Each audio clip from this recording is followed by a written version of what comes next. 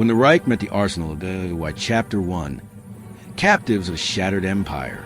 In the spring of 1943, the tide of war turned with the weight of inevitability. The once triumphant armies of the Third Reich, who had marched from the Ardennes to the gates of Moscow, now bled across continents they had once conquered. The iron confidence of the Wehrmacht began to fracture under skies darkened by Allied bombers. The Desert War was the first to collapse. In North Africa, under the relentless sun, Rommel's proud Afrika Korps, the elite of Hitler's legions, found itself encircled and broken. The once legendary Desert Fox had retreated for the last time. Fuel was gone, ammunition scarce. Food reduced to scraps. Soldiers traded their medals for bread, their pride for water. The desert itself seemed to turn against them. When the guns finally fell silent in Tunisia, more than 250,000 German and Italian troops surrendered, not in defiance, but in exhaustion. The largest capitulation of Axis forces since Stalingrad. What began as an expedition of conquest ended as a column of captives stretching to the horizon. They were the children of the Reich, 19-year-olds in sand-stained uniforms, veterans with hollow eyes, officers whose polished boots still gleamed beneath the dust. They had been told they were the vanguard of a 1,000-year empire. Now they trudged through the ruins of that promise. The humiliation was unbearable. Some refused to meet their captor's gaze. Others walked stiffly, as if posture alone could preserve dignity. They did not know where they were being taken, only that their war, was over. Rumors swirled among them that the British would send them to forced labor in Africa, that the Americans would execute officers, that they would be used as slaves in the fields.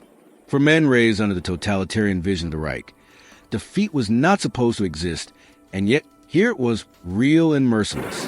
The first transports began soon after, under guard. The prisoners were loaded into trains and then onto ships bound for the West. To many, the ocean itself was a revelation, vast, indifferent, stretching beyond imagination. They had been taught to see Germany as the center of the world, but as the horizon swallowed the last sight of Europe, they understood how small their empire truly was. The voyage across the Atlantic was long and silent. In the holds of converted troop ships, the air was thick with sweat and salt. Thousands of men crowded together. Engineers, clerks, tank gunners, medics, all stripped of rank and identity. They sang quietly at night, not in triumph, but to remember who they were. A few prayed. Others stared at the steel walls, trying to picture the land that awaited them. Propaganda had told them America was a mongrel nation, decadent, chaotic, ruled by money and madness. They expected cruelty, revenge, perhaps even spectacle, public humiliation before the very people they had been taught to despise. But what awaited them was something far stranger. When the ships reached the eastern seaboard, the prisoners braced for insults and violence. Instead, they were met by silence. No mobs, no hatred, only the cold discipline of the U.S. Army. At Norfolk, New York, and Boston, cranes swung overhead, unloading endless cargo, tanks, trucks, crates marked ordnance. The air was filled with the metallic rhythm of industry. Military police directed the men with curt efficiency. Every motion had purpose, every step fit into a larger pattern. The prisoners were stunned. They had expected chaos, but they saw order, not the order of fear and slogans, but the order of competence. Everything moved, ships docking, trains departing, convoys rolling. Warehouses bulged with supplies. Locomotives shrieked, and factories in the distance poured smoke into the sky day and night. For men who came from a Germany rationed to the bone, where bread was measured, tires reused, and gasoline reserved for war, the abundance before them was incomprehensible. "Do you see?" one whispered to another. "This is how they fight, with everything." In those first hours on American soil, the prisoners began to grasp a truth that no propaganda could conceal, that they had not been defeated by chance, nor by numbers alone, but by a force far greater. A civilization powered by freedom, fueled by abundance, and organized by faith in its own strength. As they were herded into waiting trains bound for the interior, they looked out at the passing landscapes, The endless fields, the neat towns, the billboards advertising food and goods they hadn't seen in years. Children waved at the convoys. Civilians went about their business, unafraid, untouched by war. And for the first time, the soldiers of a collapsing empire began to suspect the unthinkable, that their enemy's strength came not from cruelty or control, but from something deeper, something they did not yet understand. That realization would grow with every mile westward, every camp built in the heart of a land that had never known occupation. The war had ended for them. But the journey, the confrontation between ideology and reality, had only just begun. Chapter 2. Arrival in the Heartland.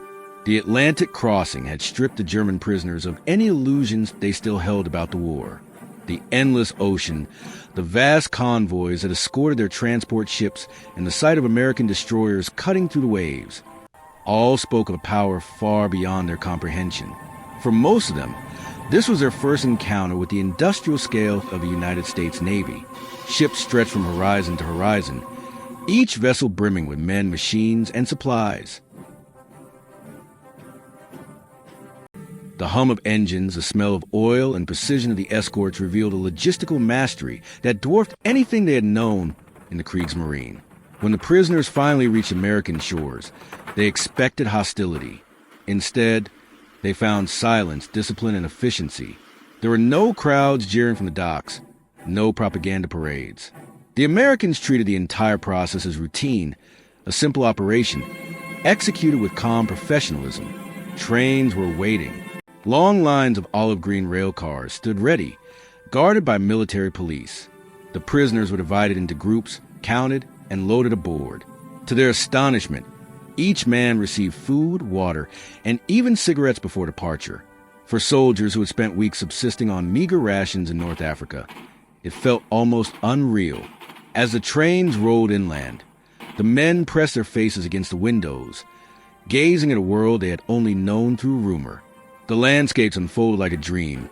Endless fields of corn and wheat, rows of factories with smokestacks piercing the sky, small towns bustling with motion. Everywhere there was movement, cars, trucks, tractors, machines of every shape and size, all in perfect working order. In Germany, by 1943, such sights had long vanished. Allied bombing had reduced industrial cities to rubble. Railways were shattered, factories starved of coal and electricity. Yet here in America, everything seemed untouched. The tracks ran straight and smooth for hundreds of miles. The factories glowed at night. The people were well-fed, their clothes new, their faces confident. For the prisoners, it was disorienting. They had been told that America was a land of chaos, plagued by unemployment and social decay. But what they saw from those train windows was something else entirely. A nation unified in purpose, powered by an inexhaustible energy. Their destinations were scattered across the United States. Vast camps built by the War Department in remote rural areas. Some were placed in the South, others in the Midwest, a few in the deserts of the West. Each camp was designed with mathematical precision.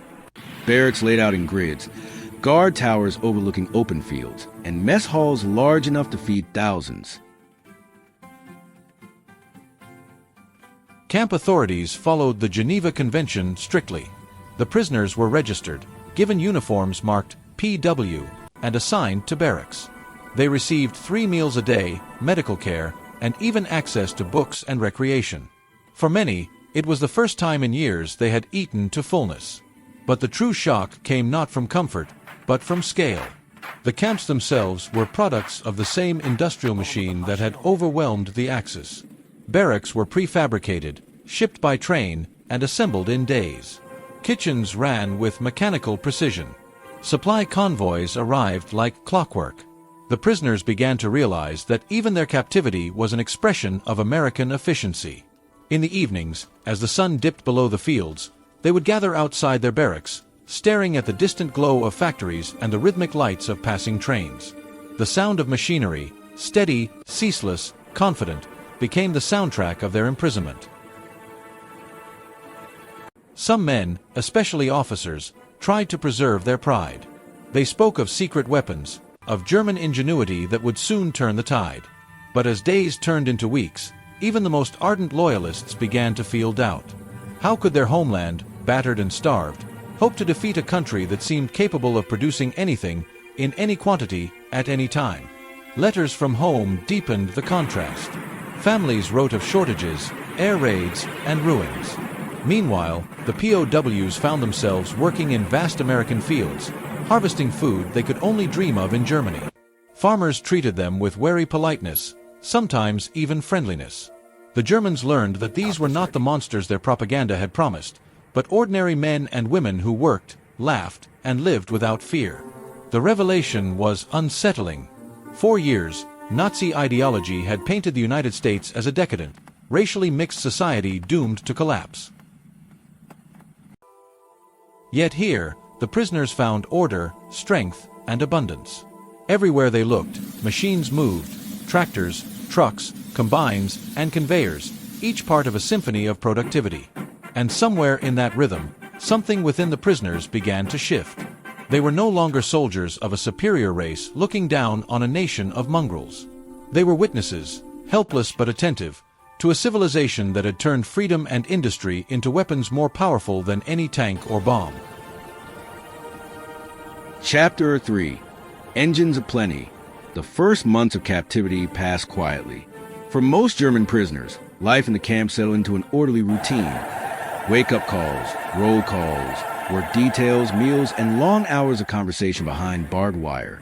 But as the American war machine accelerated, many were sent out to work under civilian supervision. That was when the true revelation began. At first, they were assigned simple tasks: clearing brush, picking fruit, maintaining roads. Yet even in those small corners of the American landscape, the prisoners witnessed something astonishing. Efficiency born of abundance. Every tool worked, every truck started, every warehouse was stocked. In Germany, shortages defined daily life. A single wrench or bolt could delay production for days. Fuel was precious, rubber almost sacred. Here, in America, such concerns barely existed. Machinery roared without pause, powered by endless supplies of gasoline and electricity. The prisoners began to see that American industry wasn't simply a matter of factories. It was a vast, interlocking ecosystem. Farmers, mechanics, railmen, welders, and engineers all formed part of a single machine that seemed incapable of fatigue. Those assigned to agricultural labor saw it most vividly. In the fields of Texas, Iowa, and Kansas, they worked beside American farmers who managed hundreds of acres almost alone, aided by tractors, combines, and engines that dwarfed anything built in Europe. To a man who had once plowed by horse or by hand, these machines looked like creatures from another world. Steel giants turning soil faster than entire German villages could manage in a week. And still, they kept running. When one machine broke down, another replaced it. When a part was missing, it arrived by truck within a day.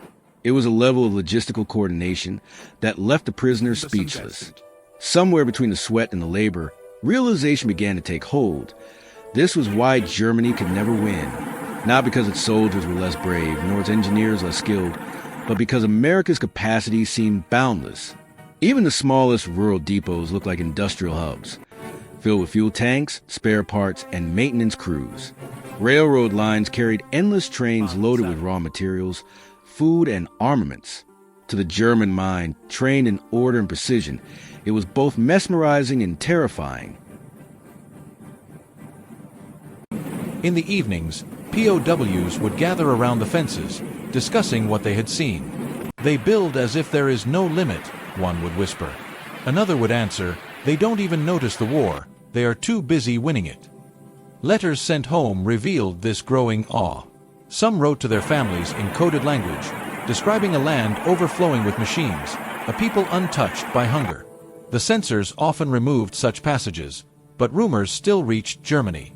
Among the civilian population, the legend of American abundance grew, carried in secret letters from sons who had become unwilling witnesses to the power of democracy. Those prisoners assigned to factories experienced an even deeper shock. Under military escort, they worked in sawmills, food processing plants, and even small manufacturing sites. Inside those buildings, the rhythm of production was relentless. Belts turned, presses stamped, welders sparked, a continuous roar of productivity. Yet what impressed the Germans most was the atmosphere. The American workers were not driven by fear. There were no party officials, no slogans on the walls, no shouting foremen. Men and women worked side by side, laughing, smoking, listening to the radio, and yet the output was extraordinary. For men who had grown up under Nazi discipline, where obedience and coercion were the engines of production, this was incomprehensible. Freedom, they had been told, was weakness. But here, freedom worked like a hidden fuel, invisible but immensely powerful.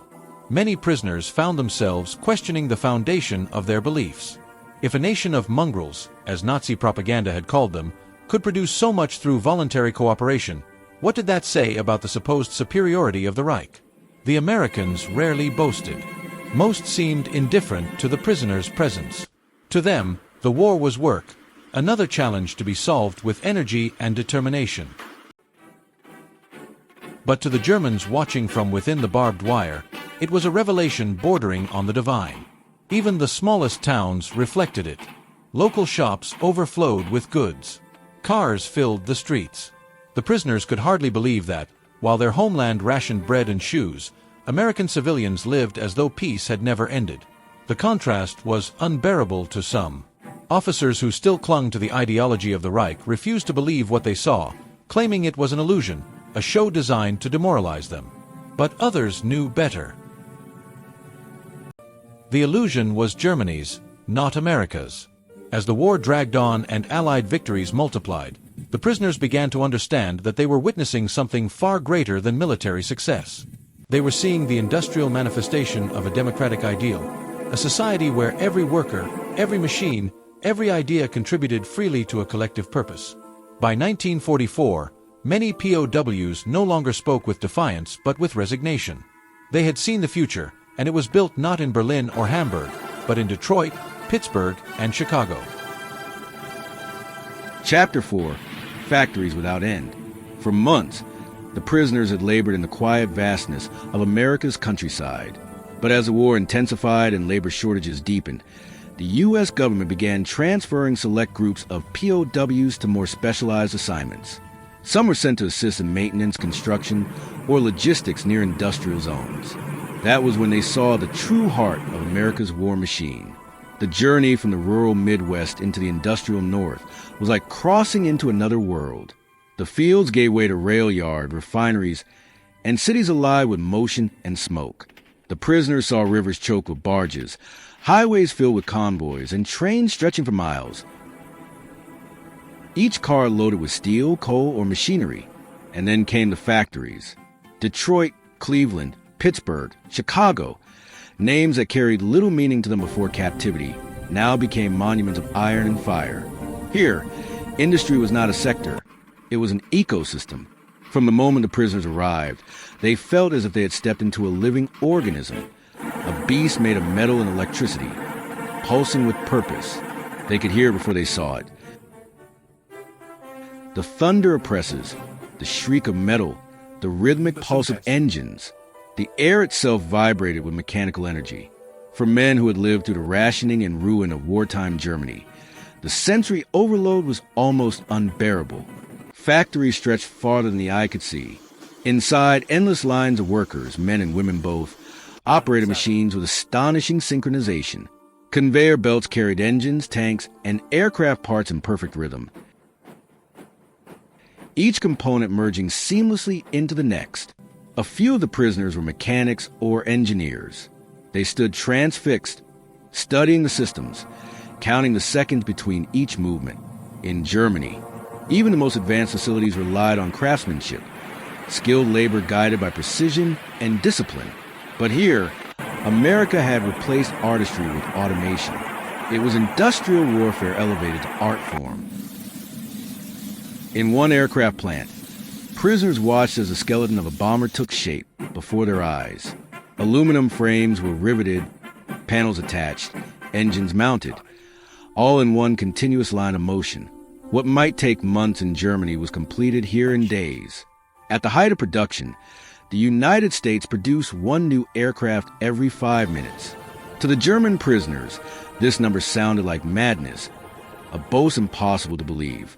But standing inside those factories, they understood it was not propaganda. It was truth. They were witnessing a civilization that had mastered scale. Everywhere they looked, order and energy ruled. Women in coveralls worked the presses. Teenagers guided forklifts. Old men inspected parts with practiced eyes. Each person moved with confidence and speed, not out of fear, but out of shared purpose.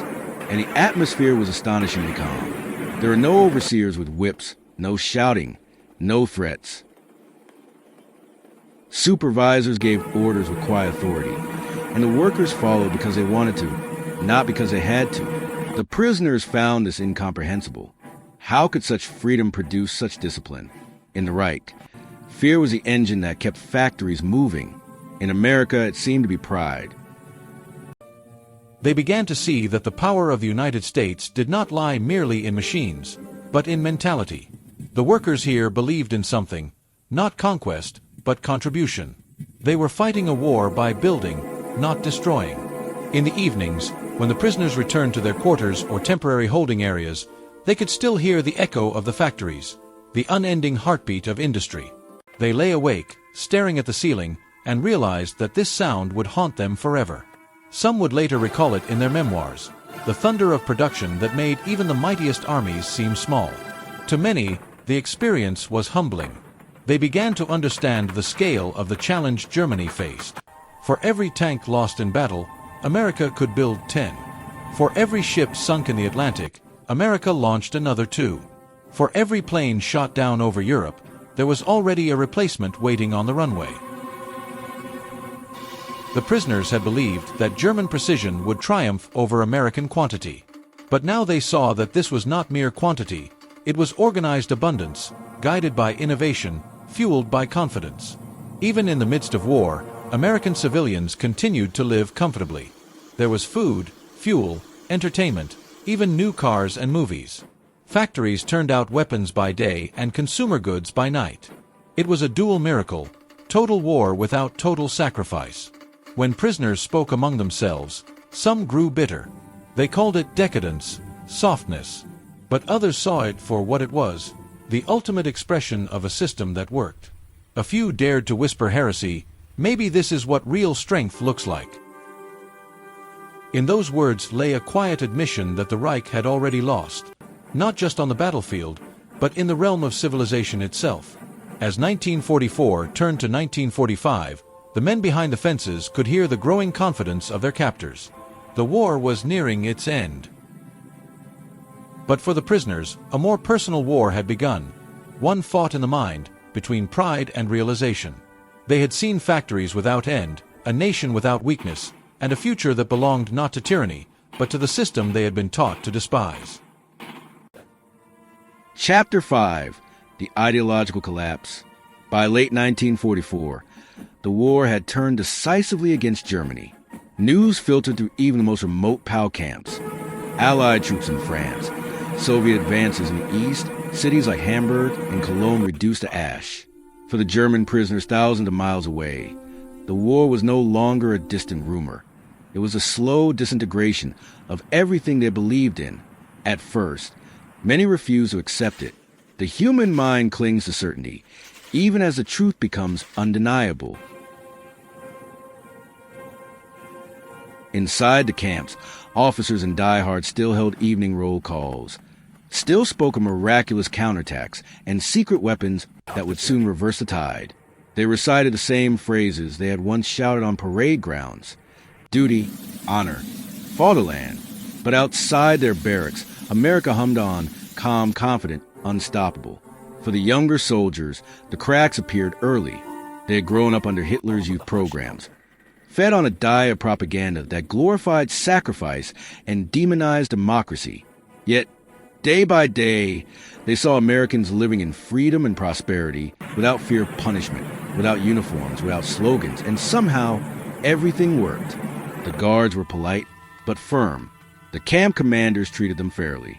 Food arrived on time. Movies were shown in recreation halls. Newspapers were available, sometimes even in German translation. And unlike in the Reich, these papers carried bad news openly without censorship. That openness itself was shocking. How can they publish their defeats? One prisoner asked in disbelief. Because they don't have to lie, another replied quietly. The slow erosion of faith began with such small realizations. The American Red Cross visited regularly. Inspectors walked through kitchens, examined bunks, and interviewed prisoners privately. They were not propagandists or spies, just neutral observers ensuring humane treatment. The Germans were astonished. In their own country, inspection had meant fear. Here, it meant accountability. And then there were the libraries, shelves filled with books, in English, sometimes even in German. Works by authors banned in the Reich, Thomas Mann, Stefan Zweig, Albert Einstein. For many, it was their first encounter with forbidden ideas, unfiltered by propaganda. Those who read began to think. Those who thought began to doubt. One POW later wrote, "I had believed that freedom was chaos. But in America, I saw that freedom had rules, not imposed by fear, but by agreement. It was a revelation more powerful than any speech or sermon." Some of the camps established formal re-education programs, offering lectures on democracy, economics, and history. Participation was voluntary. At first, only a handful attended. But as the months passed and Germany's defeat became certain, attendance grew. The lectures were simple, factual, sometimes even dull, but the idea behind them was radical. That knowledge itself could be a weapon against tyranny. Still, not all accepted the message. Among the prisoners, there were divisions. Hardline Nazis called the others traitors or weaklings. They tried to enforce ideological discipline, creating secret cells and punishing dissent. But even that failed. The war was over in all but name, and the authority they once commanded had evaporated. In some camps, American authorities quietly separated the most fanatical prisoners from the rest. The divisions reflected the larger collapse of the Reich, a nation disintegrating not just in territory, but in spirit. Meanwhile, letters from home continued to arrive, filled with despair. Families wrote of bombings, hunger, and loss. Cities had vanished, entire neighborhoods erased. The contrast between those messages and the prisoners' daily reality became unbearable. They were safe, well-fed, treated with respect, while their homeland descended into ruin. Guilt began to replace pride. Many wrestled with shame, not only for having lost, but for having believed. They had marched under the banners of victory, shouted slogans of destiny, and now found themselves on foreign soil, protected by the very people they had been told were inferior. The collapse of ideology was not dramatic. It came quietly, like erosion, each act of fairness, each glimpse of prosperity, each conversation with a humane guard wearing a different uniform. For the first time, they began to see the human side of their enemies. Some POWs worked alongside American civilians who treated them decently, even kindly. They shared coffee, taught them English words, exchanged jokes. These small interactions carried more weight than any propaganda leaflet. The myth of the inhuman enemy died one handshake at a time. By 1945, as Germany itself fell, the transformation was nearly complete. Many prisoners no longer called themselves Nazis. They still longed for home, but they no longer longed for the Reich. The war had broken their bodies, but captivity had rebuilt their minds. Behind the fences of America, they had discovered a truth that would echo through their lives. That strength built on fear collapses, but strength built on freedom endures. Chapter 6. The War Ends. A World Reversed. Spring 1945. Across the Atlantic, Germany was dying. City after city surrendered. The Reich disintegrating into rubble and ashes. Hitler was gone. The radio signals that once carried his voice now spoke only of surrender, occupation, and silence. Inside the American camps, the prisoners felt the end before they heard it. The guards seemed calmer. Rations increased. Mail arrived more often. The tension that had haunted every conversation began to fade. Then, one morning, the news came officially. Germany had capitulated. For a long moment, there was no sound. Some stood in disbelief, staring at the bulletin board where the announcement hung. Others turned away in silence. A few laughed bitterly, but the laughter carried no joy, only exhaustion. The flags that had once symbolized invincibility were now meaningless. The Reich they had sworn loyalty to, the nation for which they had marched, fought, and bled, no longer existed. The younger soldiers wept openly. The older ones simply sat down, as if their bodies had finally accepted what their minds could not. Among them were men who had been loyal Nazis, men who had joined the party, men who had believed. For years they had been told that defeat was impossible, that destiny favored Germany, that history itself would bend to their will. And now, in the stillness of a distant camp, they faced the unthinkable truth. Everything they had believed was gone. Some tore insignia from their uniforms. Others buried them quietly under the soil. A few refused to accept it at all, claiming that the Führer lived, that secret armies would rise again. But their voices were hollow, the echoes of a dead world. Then came the photographs. American newspapers printed images of the liberated concentration camps, Buchenwald, Dachau, Bergen-Belsen. At first, the prisoners refused to believe them. They said the photos were fakes, Allied lies. But when the American guards placed German POW newspapers on the tables, papers printed by their own countrymen, confirming the same horrors, silence fell again. Many sat for hours, staring at the images, the skeletal faces, the piles of corpses, the evidence of truth they could not deny. For the first time, the full weight of the war pressed down on them. Not the military defeat, but the moral one. Some broke down completely. Others withdrew into themselves. A few began to speak openly, trying to make sense of it all. One prisoner, a former officer, whispered to his comrade, "We thought we were fighting for the future. But we were only fighting for a lie." That was the true end of the war, not when the guns fell silent, but when belief did. In the months that followed, the camps changed. The hostility that had once lingered between prisoners and guards softened. Americans no longer saw them as threats. They were just men, stranded between guilt and uncertainty. Many were assigned to reconstruction work, repairing roads, building storage facilities, even assisting in hospitals. They worked with quiet determination, not from obedience, but from a need to redeem something of themselves. The guards noticed. They spoke to them, shared cigarettes, even taught them words in English. One American sergeant wrote home, "They're just boys. They were told lies, the same way we were told truths. The difference is that our truths survived." As the months turned into years, repatriation began. Trains and ships carried the prisoners back to Europe, not to the nation they had left, but to ruins. Germany was unrecognizable, cities flattened, families scattered, institutions erased. Those who returned carried with them not just memories, but perspective. They had seen America, its strength, its contradictions, its humanity. And that vision haunted them as they stepped once again onto German soil. For many, captivity had been the beginning of a transformation. They had entered as soldiers of the Reich, filled with certainty and pride.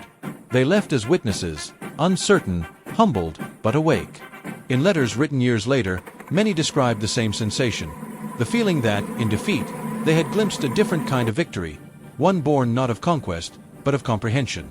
They had seen what freedom could build. And in that realization, the seeds of a new Germany quietly began to take root. Chapter 7, Homecoming. The seeds of a new nation. The ships left slowly, heavy with silence. For many of the returning prisoners, the ocean crossing felt endless. Not a voyage toward home, but toward uncertainty. The war was over, but what waited for them in Germany was not victory, not even peace, only ruins. When they disembarked in Europe, the sight was worse than they had imagined. Entire cities lay flattened. Train stations were hollow shells, their roofs gone. Roads were lined with rubble. Children searched through debris for food. The proud nation they had once served had vanished into dust and hunger. Germany was no longer the Reich. It was a graveyard, not just of buildings, but of beliefs. The Allied occupation zones were strict but orderly. The returning POWs were processed, questioned, documented. Some were interrogated for war crimes. Others cleared and sent to rebuild. For most, there was no family to return to, no home still standing, no familiar world waiting. And yet, amid the despair, something unexpected began to stir. The men who had been prisoners in America carried with them a strange, invisible inheritance, a vision of what they had seen across the ocean, a society that worked not by fear, but by cooperation. They had seen the power of freedom, and now they brought it into the ruins. At first, they said little. The guilt was too fresh, the silence too deep. But gradually, through conversations, journals, and small acts of rebuilding, that experience began to shape their outlook. Many refused to rejoin the old nationalist movements. They had seen where fanaticism led. Instead, they spoke quietly of fairness, of democracy, of human dignity. They lived under a system of respect, even as enemies, and now they sought to recreate it in their homeland. It was not easy. Hunger and bitterness filled the air. The temptation for revenge, for new ideologies, was everywhere. But among those who had seen America, there was a different strength. Calm, skeptical, grounded. They had already lived through the collapse of certainty. Nothing could deceive them so easily again. Historians later called this the silent transmission. Through thousands of returned POWs, fragmented American democracy entered post-war Germany. Not through lectures or politics, but through memory. One former prisoner, later a teacher in Hamburg, described it this way: "In America, I learned that freedom is not chaos. It is responsibility. It is trust between men who do not fear each other." Another, who became a mayor in the 1950s, said, "They showed us how power can serve, not command. That was the real lesson of our captivity." These were small voices at first, lost in the noise of Reconstruction. But as West Germany began to rise from the ruins, under the Marshall Plan, under new leadership, under new ideals, those voices found resonance. They believed that Germany could not be rebuilt by pride, only by humility. That moral strength, not conquest, must define the nation's future. And in time, it did. The post-war generation, raised amid ruins but guided by a new conscience, began to rebuild a democratic state that valued freedom, rule of law, and human rights, the very things their fathers had once been taught to despise. For the former POWs, the transformation was bittersweet. They lived with memory, of shame, of defeat, but also of awakening. They had been witnesses to both the abyss and the possibility of redemption. Many never spoke publicly of what they had seen in America, but in their silence, they carried it forward into classrooms, factories, families, and communities. And so, in a quiet, invisible way, the lessons learned behind American fences helped shape the conscience of a new Germany. They had entered captivity as soldiers of a fallen empire. They emerged as citizens of a future democracy. Chapter 8, Echoes of Freedom. Years passed. The war that had once consumed the world receded into memory, a scar upon history, yet one that still throbbed beneath the surface. The men who had once been prisoners grew old. They built families, careers, lives of ordinary peace. Many never spoke openly about their time in America. To them, it was too strange, too personal. A chapter that didn't fit neatly into the story Germany wanted to tell about itself. But the truth endured in quieter forms. In the way they raised their children, in the way they spoke about justice, in the way they refused to follow blind authority again. The memory of captivity had become something larger than imprisonment. It was transformation. They had entered the camps as enemies and left them as witnesses. Witnesses to a civilization that had defeated them not only with weapons, but with ideals. The echo of that revelation followed them home. They had seen what democracy looked like in motion. Imperfect, chaotic, yet alive. They had seen men and women work without fear. They had seen freedom produce discipline, not disorder. And those sights stayed with them, long after the fences disappeared. In the decade that followed, as Europe healed, the world slowly changed shape. West Germany rose from the rubble, not through domination, but through cooperation, as a partner, not a conqueror. And when, years later, former enemies became allies, the invisible bridge that made it possible had already been built by men who had once looked across barbed wire and seen a different kind of power. Historians rarely wrote about them. Their names were forgotten in the grand narratives of generals and treaties, but their influence lived on, quietly, in the moral architecture of a nation that chose never to repeat its past. A few of them returned to America decades later, not as prisoners, but as visitors. They walked freely through towns they had once glimpsed from behind fences. Some even found the farms where they had labored, the families who had treated them kindly. There were embraces, letters, laughter, sometimes tears. One man, visiting the small Texas town where he had once picked cotton, said softly to his American host, "When I was young, I came here in chains. Now I come as your guest." That is the difference between tyranny and freedom. That sentence, simple and unadorned, captured the essence of everything the war had cost and what humanity had gained. For in the end, history is not only written in victories or ruins, but in awakenings. The German prisoners who lived behind American fences carried home more than memories. They carried an idea that strength without compassion is hollow, and that true power lies not in domination, but in the freedom to build, forgive, and begin again. The exhibition ends where it began. Not in a camp, not in a field, not even in a nation, but in the human mind, where conviction meets truth. And in that quiet meeting, a new world begins. Epilogue: The Forgotten Lesson. Of the nearly 380,000 German prisoners of war held in the United States during the Second World War, almost all returned home by the end of 1946. They left quietly. No flags, no bands, no final salutes. Their departure was marked not by ceremony, but by the sound of train wheels and the rustle of papers stamped "repatriated." There were no monuments waiting for them in Germany, no speeches, no gratitude. They came back to a homeland in ruins, a society stripped of its illusions, where survival had replaced ideology as the highest virtue. And yet, they carried something precious and invisible, something that could not be bombed, confiscated, or erased. They had seen a different kind of power. Behind the fences of their captivity, they had witnessed a democracy that worked not by compulsion, but by conviction. They had seen guards who did not humiliate, commanders who did not shout, citizens who did not fear their own government. For men who had lived under the weight of totalitarian discipline, that experience was revolutionary. It redefined what order could mean.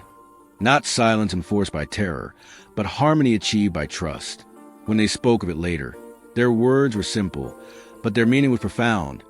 We learned that freedom does not need chains to hold. Many of these men would never again speak of the war in terms of glory or betrayal. They spoke instead of awakening, a slow, painful, deeply personal process of unlearning everything they had once believed. They had seen that a nation's greatness is not measured by its armies, but by its compassion, that the most enduring victories are not those won on the battlefield, but those won in the conscience. Years later, as Europe rebuilt, the influence of their experience could be felt in subtle ways. In classrooms, city councils, factories, and families. The men who had once been enemies of democracy became its quiet advocates. One former POW became a schoolteacher in Bremen. He told his students, "You can lose a war and still win your soul if you learn why you lost." Another, who later worked in public administration, kept a small American flag folded in his desk drawer. He never displayed it, never explained it. But when asked about it once, he smiled and said, "It reminds me that power can serve instead of dominate." Such moments rarely made history books, but they made history nonetheless. In time, those memories blended into the larger story of post-war reconciliation, the slow transformation of enemies into allies, of victors into partners. When the Federal Republic of Germany joined NATO, when American soldiers stood guard not as conquerors but as protectors, the echo of those early lessons was unmistakable. The POWs had been among the first to see the possibility of that future. They understood that freedom was not an American possession, but a human responsibility, something that could be learned, carried, and shared, even by those who once fought against it. Today, few remember the camps scattered across the American heartland, the barbed wire long removed, the barracks reclaimed by time. But the legacy of what happened inside them remains. For within those fences, under watchtowers and sunlit fields, the defeated discovered dignity. The indoctrinated discovered truth. And the enemies of democracy discovered its secret strength, that it does not demand faith, it earns it. That is the forgotten lesson. That the truest victory of the Second World War was not written in treaties or territories, but in transformation, in the hearts of men who learned, too late for battle but just in time for peace, what freedom truly means. And if you listen closely, across the decades, the echo of that revelation still lingers, in the silence of the fields where the camps once stood, in the laughter of German and American children who no longer inherit their fathers' hatred, and in the quiet knowledge that even the darkest chapters of history can give birth to light. Because sometimes, the most powerful revolutions begin not with the sound of a gun, but with the opening of a mind.